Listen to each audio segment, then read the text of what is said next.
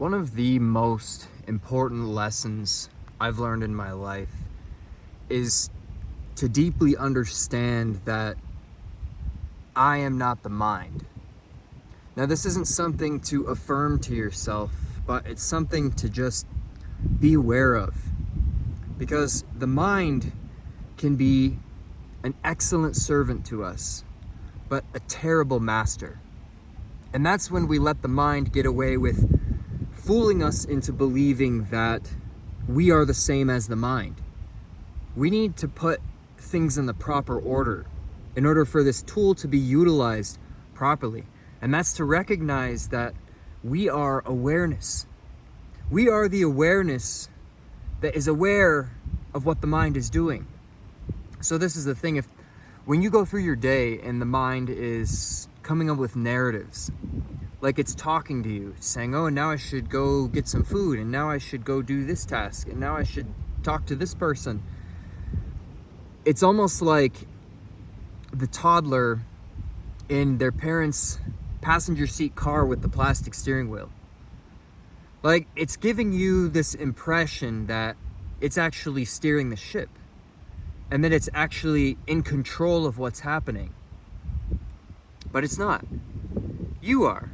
Because if the mind is saying, and now I am, and now I feel, and now I think, who's the one that is aware that the mind is saying that? Who is the I that is aware of the I that the mind talks about? Right?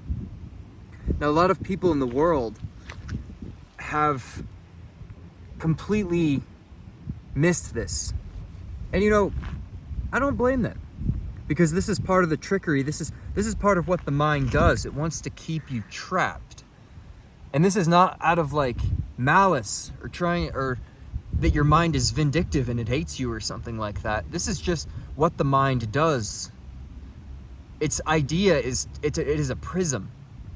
And prisms trap light.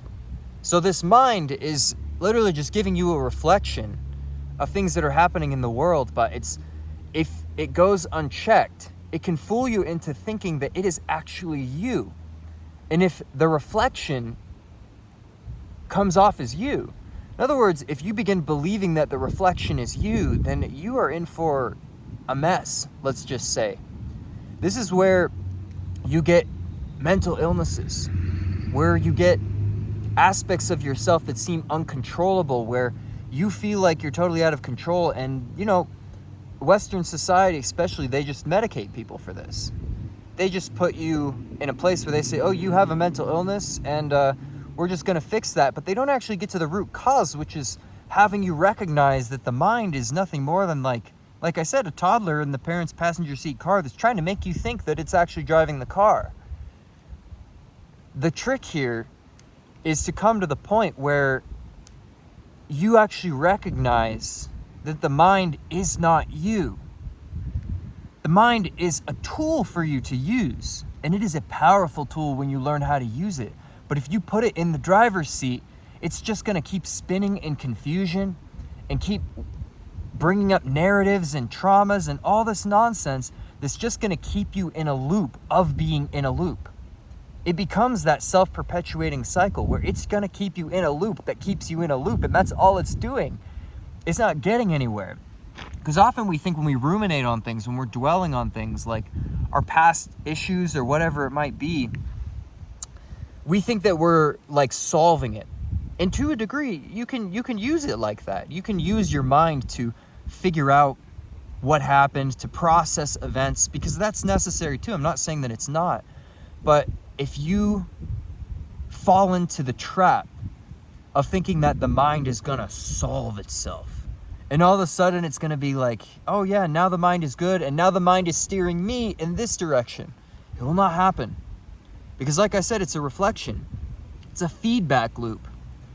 And the feedback loop feeds itself, then it just becomes more and more distorted, less and less truthful. The more distorted it becomes, the deeper you can fall into a hole of all sorts of issues. I speak from experience here, because at one point in time, before I learned this lesson, my mind was in control of me. And I was just listening to it, and I was like, oh, okay, now I should do this, now I should do this. And then before I knew it, I was in a place where I didn't recognize myself anymore. I didn't understand what was right, what was up, what was down. And one of the things that I want to mention here too is that what society throws them, all the information society throws at us all the time is poison for the mind. A lot of it is poison. So when the mind has just been feeding on this societal poison, and then the mind is just spinning these narratives trying to tell you who you are, then all of a sudden you can become something that you're not. But the mind is saying, yeah, I'm this, this is who I am, this is what I do. And you become a concept that you didn't create. But the concept has just spun itself into an idea because the nature of the ego, the nature of this ego mind, is to have something to grasp onto. It needs that for a sense of security. So this is why people say, I identify this, I'm this is this. And if you ask someone who they are, they'll probably tell you like, oh, I'm this person, this is my name, and I go and I do this job or I do this work, and I like to go and do this activity. They start telling you about these things they can grasp onto because that's the mind's idea of knowing who you are. But that's not true. There's a level of it that's true, but that's not the true truth, which is that you are the awareness.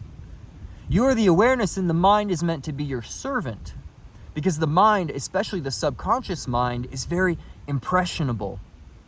And when you recognize that you are the awareness, which is just pure light, it is 0 point energy, you can take that awareness and choose what to feed the mind. So if you were to start telling the mind and empowering the mind with ideas that led you to wherever you want to go, then you become the creator. The mind becomes your servant rather than something that is dictating and governing who you are and what you're able to accomplish in your life. Now, you could heal anything through this. It takes time. It very much takes time. It took me a very long time to actually come into this awareness and actually implement it. Because like I said, the mind is gonna feel insecure about this idea because it can't grasp onto it. The mind cannot grasp and hold and conceptualize the true self. So naturally, it's going to rebel against it. Just to say, no, you're this, no, you're this. You're this concept, come on, this one, because this makes the mind feel secure. But when you recognize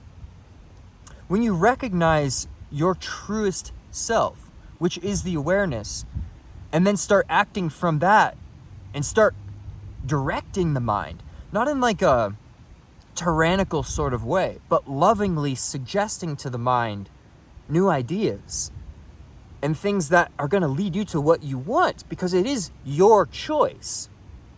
That is truly stepping into your power. Because the mind then becomes the tool. It becomes the servant. And the mind can create amazing things. The ego and the mind, they are not our enemy. It is something we can use to create concepts and create ideas and turn things into physical reality on this earth. But it is not the master. I want to reiterate that because it is so important. When you learn to direct your mind in a conscious and loving way, you could create anything that you want. Problems that you used to have with your mind will go away because the mind is no longer controlling you, and you recognize deep down within yourself that the mind is not you. It is something that is enveloping you, but it's not you. You're looking through it like a lens. And you can alter what's in this lens so you can see things differently. The mind is a powerful servant, not to be your master, because you are the master as the pure awareness, as the I amness. You are the one who creates through the vessel of the mind, not the other way around.